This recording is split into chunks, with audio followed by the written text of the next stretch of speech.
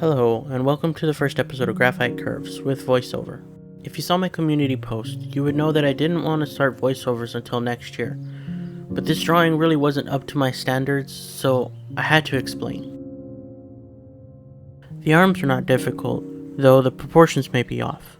A pro tip for any artist out there listening is, don't draw large figures on small paper.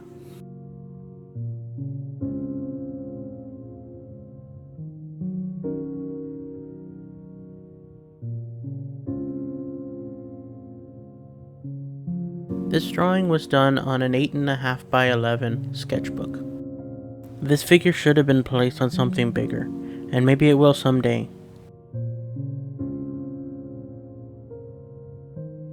And that brings me to one of the points of this video. Sketchbooks, no matter how badly we want them to be, are not a collection of finished works. Very few sketchbooks are capable of handling the amount of drawing and erasing needed for a finished work.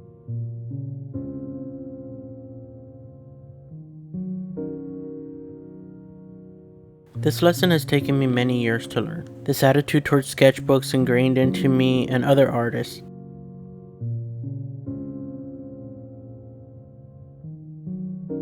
I used to draw a picture in a sketchbook, see that it wasn't perfect, then close it up and put it on the shelf, never to be touched again.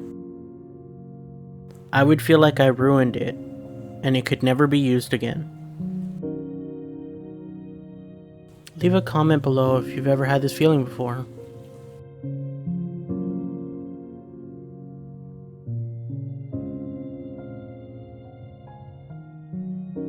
We as artists need to get over the fear of making everything we work on the best thing we've ever worked on. It's okay to mess up. It's okay that not every work in this or any sketchbook isn't perfect because it's just practice. No one ever criticizes NBA players for how they practice. No one sits in on a musician's practice session and says that there wasn't the best practice they've ever had. If you are afraid that someone is going to criticize your practice, don't post it. You don't have to. Those artists you admire so much don't post their practice, and when they do, it's to show you that they mess up too, and that's okay.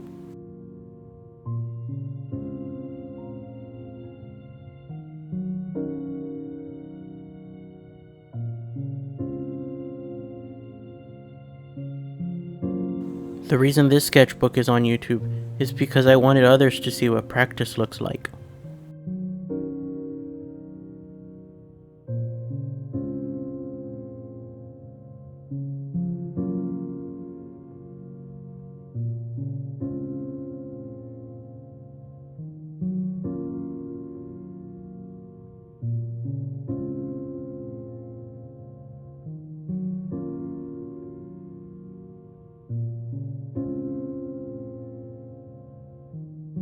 A personal reason that I have to put this on YouTube is to hold myself accountable.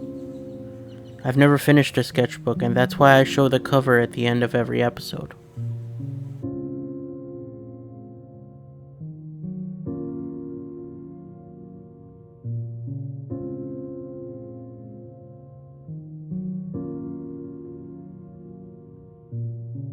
Bringing our attention back to the drawing for a second, I found myself having spent 20 minutes on the hands and I didn't much feel like finishing off the rest, which isn't a great feeling given how nice the pose was.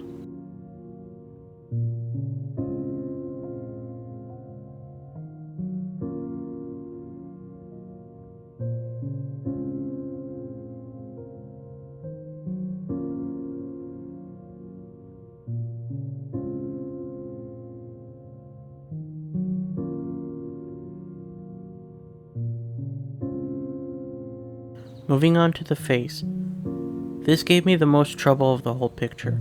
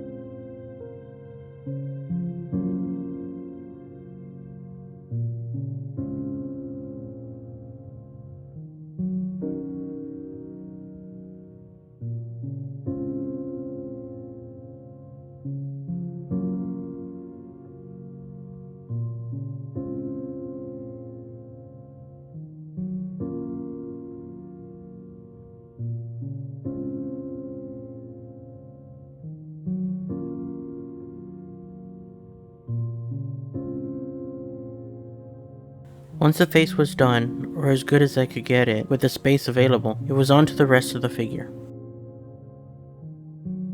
The figure was lit from the front and also had an edge light around the back. This was new to me as I've never practiced edge lights before.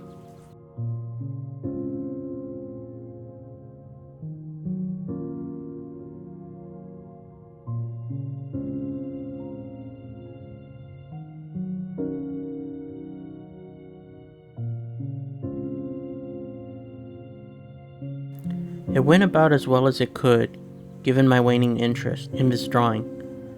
I believe if the face doesn't look right, I lose interest very quickly.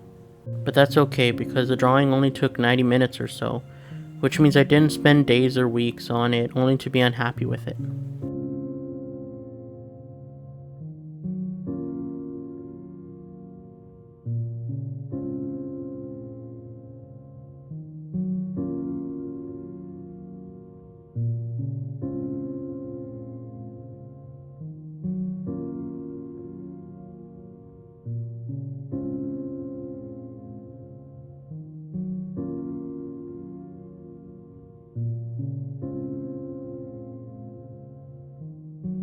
I found myself trying more and more to fit more of the figure on my sketchbook.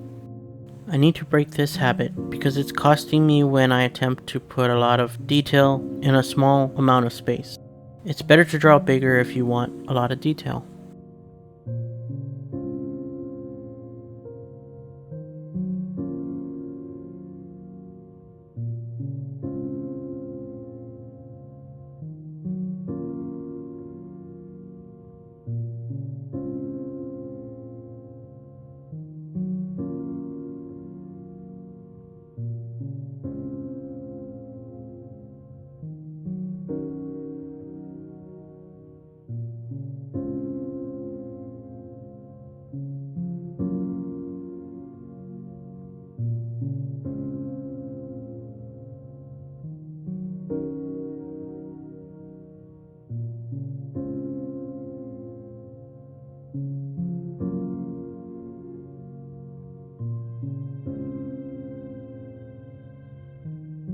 The biggest takeaway from this episode is that you should use your sketchbook for practice.